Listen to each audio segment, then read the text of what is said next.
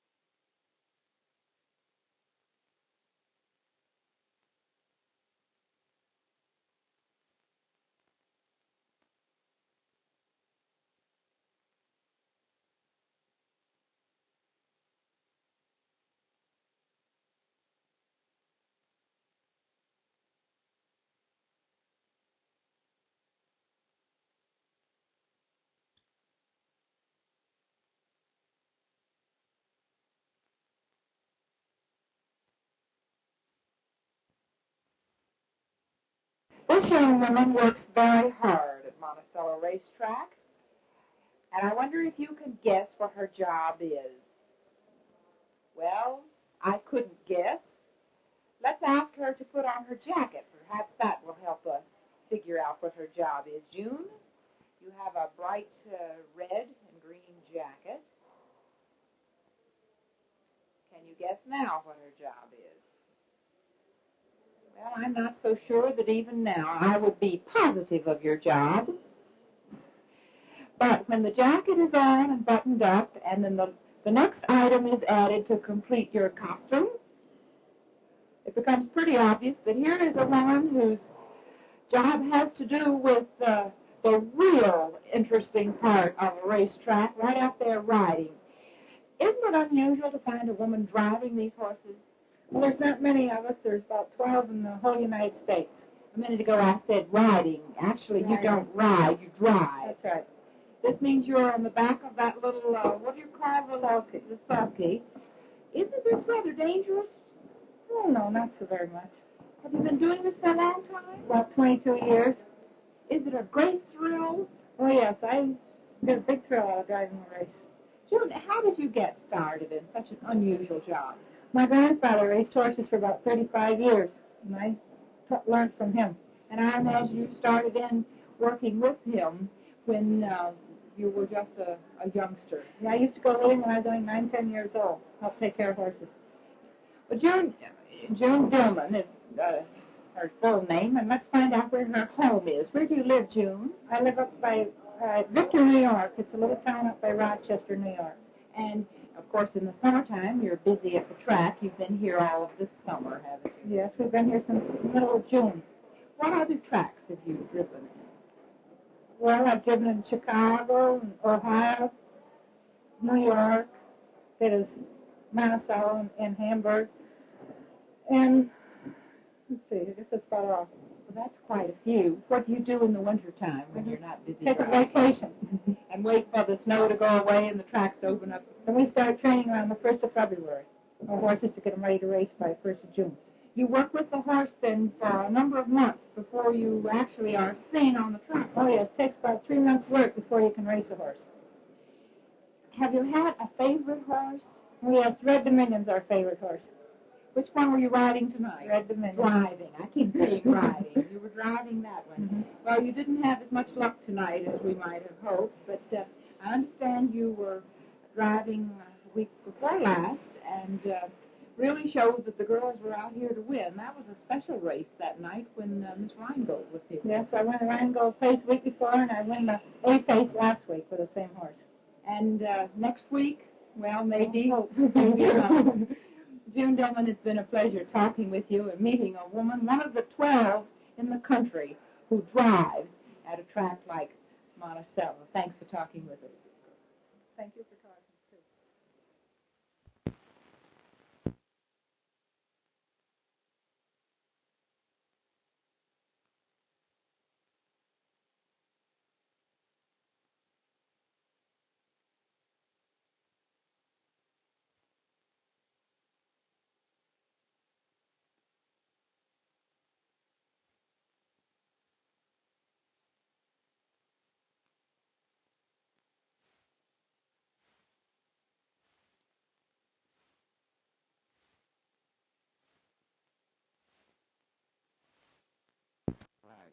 That's a lot of riding in one night, isn't it? Pretty Is that about the average for you, though? Well, I usually have 3 in a night. You did a lot of driving today, I understand. Yes. Where'd you come from? I was out at Indianapolis, Indiana. I raced the 2-year-old trotter out there. Yeah. How long are you going to be here in Monticello? Until, Monday I have to go to Detroit, Michigan, and then I'll be back here Tuesday for the rest of the week, I hope. I know you're pretty tired, Eddie, but tell me, what was the most exciting race for you tonight? Tonight? Well, I think they're all exciting. Are they? Tonight, I had a 2-year-old filly in the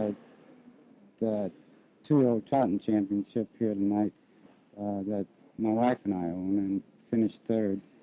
And I got a big thrill out of that. Yes. I'll bet. Yes. What's the most thrilling part of the race for you? Is there any particular part of it that really gets you the finish? Yes. I like to be close and win if I can. Yeah. Did you have any real close ones tonight? Yes. You didn't quite get up there and play? Yes, I missed with Tilden Hill about a head. Yeah, there was a lot of shouting and yelling during that one. Does the horse react to all that excitement in the stand? No. How does the horse react to it? Is it Well, you? to the driver and the other horses. How much a part of the race is the driver? Well, I think he's 50% of it. And the horse is the other 50, huh? You haven't got a horse, you haven't got anything to drive. The strategy of the driver, you feel, is at least 50%, huh? Well, maybe more so, Really? yes. But he still has to have the horse. What are some of the tricks of the trade? There's a lot of them. A lot I have to learn, I know. And, there's so many of them, it's really hard to pinpoint any. You know, I always wonder, your starting position, is that important? Yes, it is. How do you draw the starting position? They draw them by pills in a box. Yeah. They shake pills from them. And that's how you get your position. To be on the rail, is that a big advantage? Yes, sometimes. If you can keep it. That's right. Sometimes it's not. I mean, it depends on the horse. Yeah. Well, is there any special trick you use to get in on the rail? I know your horse doesn't travel quite so far on the rail, does it? No, that's right. That's the shortest way around a racetrack. And usually after they leave the gate, everybody tries to get to the fence. Yeah. Indian file, as the public usually say, but it's just race strategy. Yeah. I mean, follow the leader until a three-quarter pole, and then try to outfoot one another home. Eddie, you know, I know something that's going to look mighty good to you tonight, and that's the sack. That's on that long day. I've been over quite a few miles today. Well, I know you're going to have a good week here at Monticello. I want to wish you a lot of luck. Sure, it's been a pleasure. Thank you very much. Eddie Wheeler. Thank you. Now we'd like to have our home fair viewers meet our host for this delightful weekend here at Grossinger's, Mr. Paul Grossinger. All right, Mr. Grossinger, I can hardly talk. I'm so full. I just had dinner. You got the most delightful food here I've ever tasted. Ernie, can we get on a first-name basis? My first name is Paul. Thank you, Paul. Funny?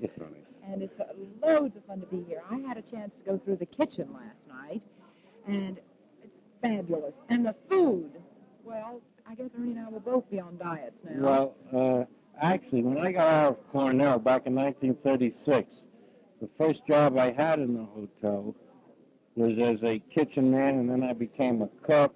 And after a while, they made me assistant steward, and then I became steward of the hotel. Actually, you're talking about a part of the hotel that's very, very dear to me.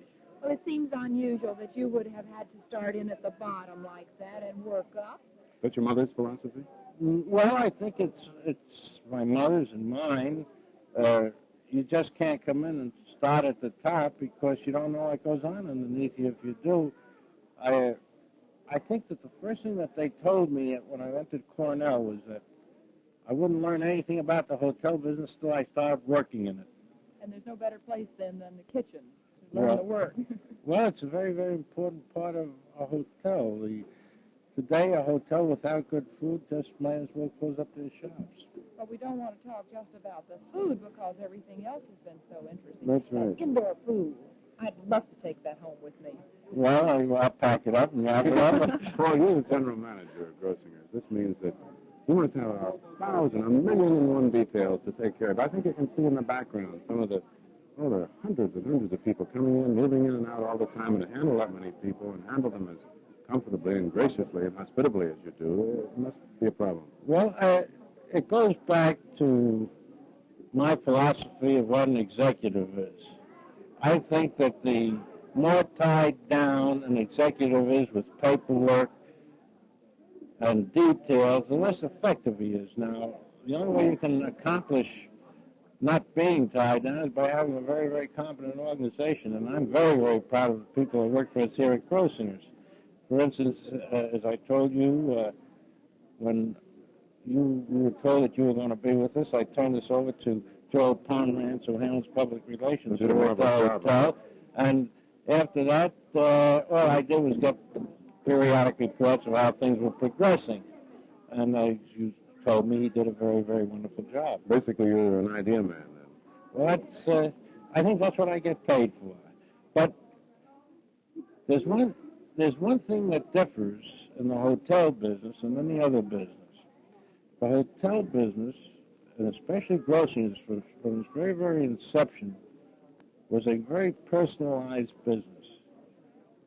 And I think the thing that differentiates us from all our competitors is the personal relationship that we have built up, as the Grossinger family and our staff have built up with its guests. And that's one thing that's always thrilled me about the hotel. There indeed is a very personal relationship here. It doesn't seem to have the crass, completely commercial transaction. It's your guest here. Well, my grandmother always said never let them go hungry.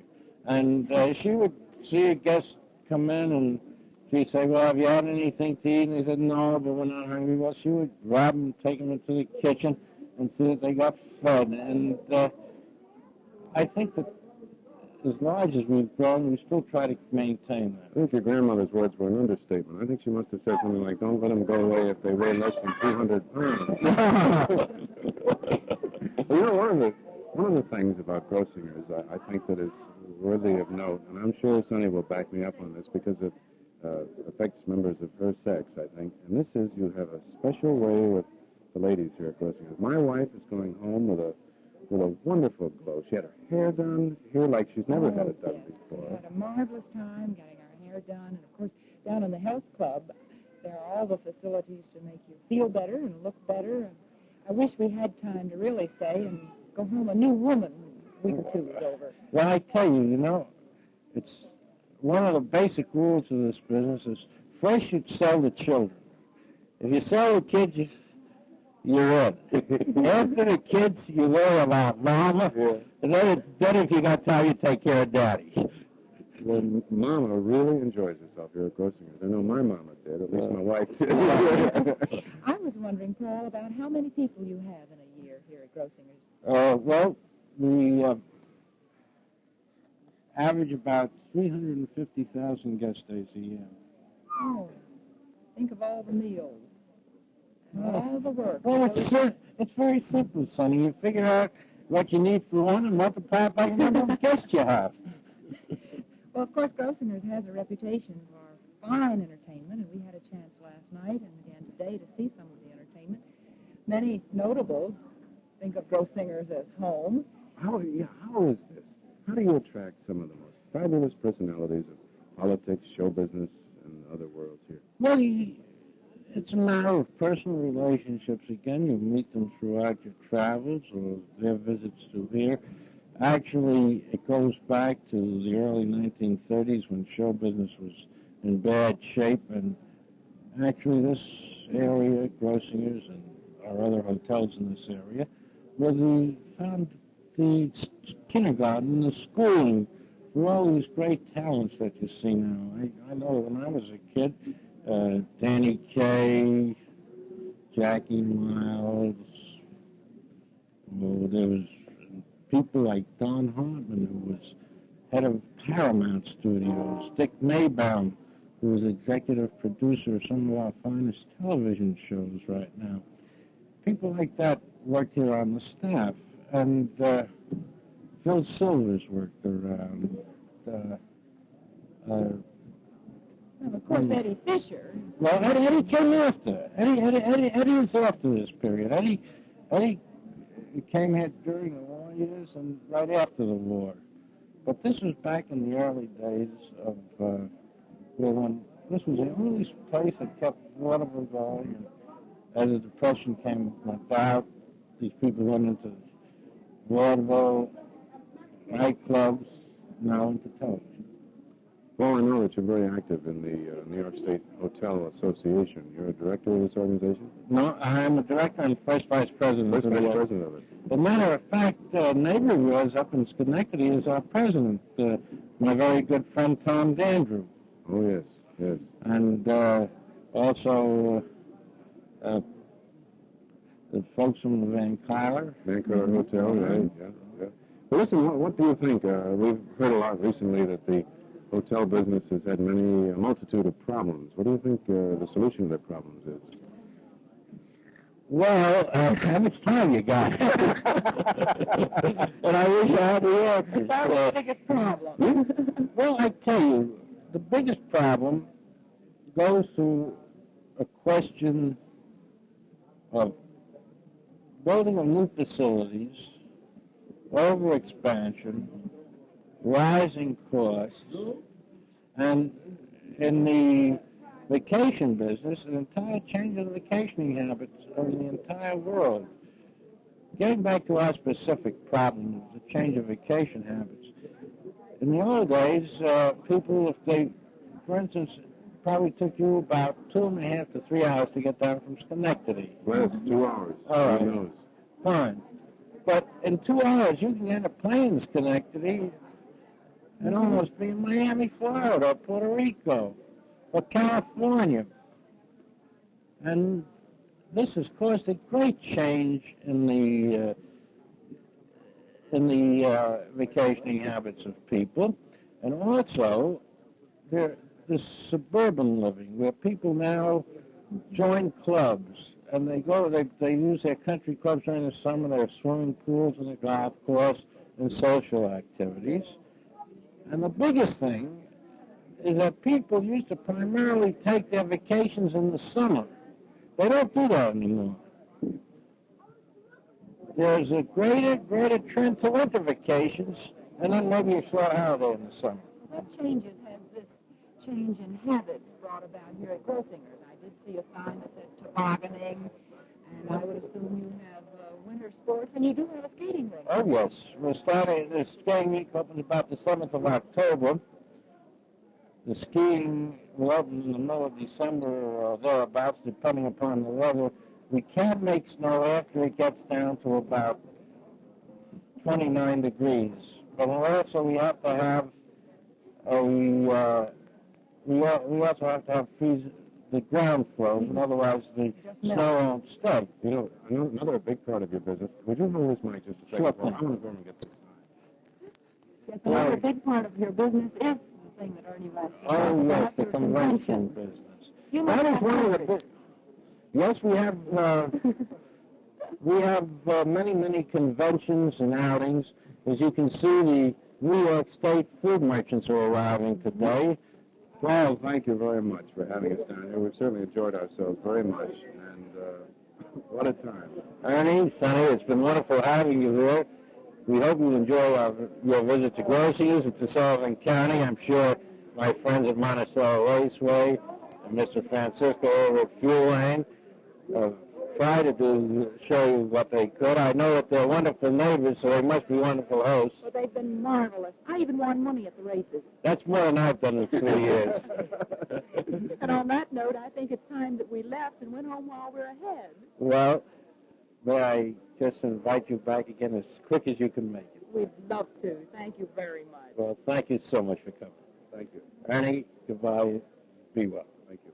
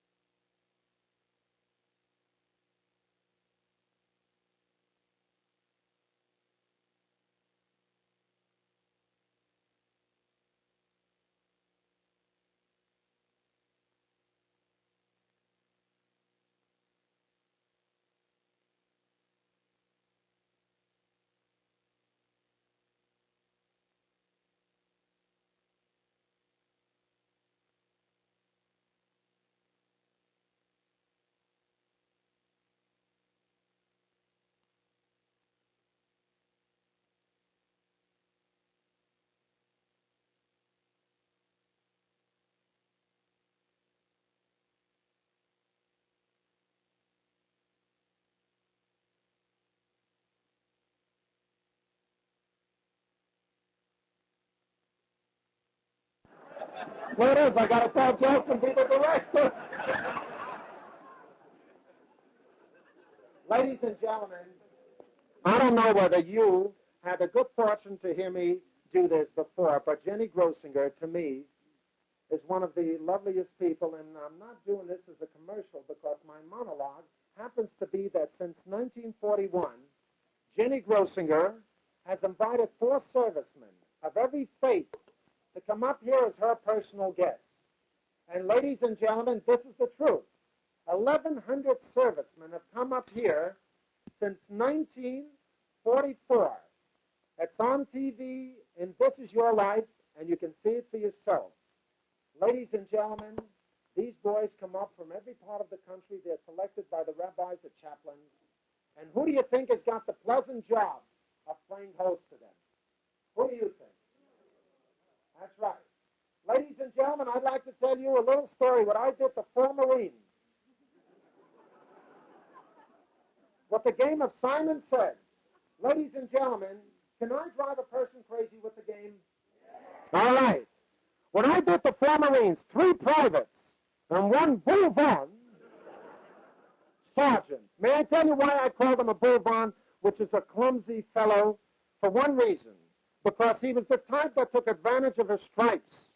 You know, he ordered the men around on furlough. This is a terrible thing. Am I right or wrong? Well, ladies and gentlemen, I showed him around the place. And what I did to these 4 Marines with this game of Simon Says, by the time I got through with them, they didn't know what camp to go back to.